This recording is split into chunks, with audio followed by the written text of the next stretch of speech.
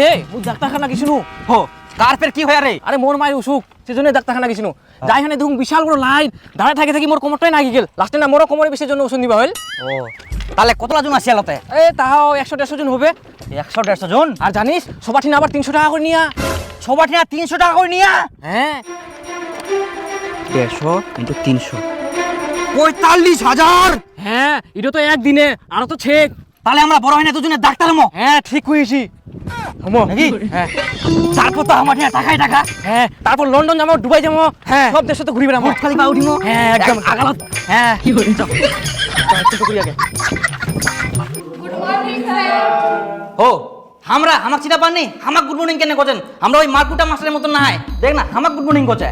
ওটা তোদের বলেনি, ওটা আমাকে বলছে। গিয়ে বস, খালি ওস্তাদি। ঠিক দিবি বল দেখি ভবিষ্যতে তোরা কে কি হতে চাস? স্যার আমি বড় হয়ে লয়ার হব। বাহ খুব সুন্দর। স্যার আমি পুলিশ হব। বাহ বেশ। স্যার আমি বড় হয়ে ট্রাক্টরের ড্রাইভার হব। বাহ বস বস।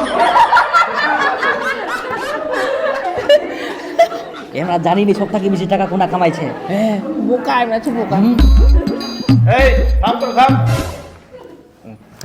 টুম্পা তুমি বলো তো কি হতে চাও? স্যার আমি নার্স হব আর সমস্ত রোগীদের সেবা যত্ন করব। আচ্ছা বেশ, বসো টুম্পা। আরে দীপু সেই ব্যাপার না।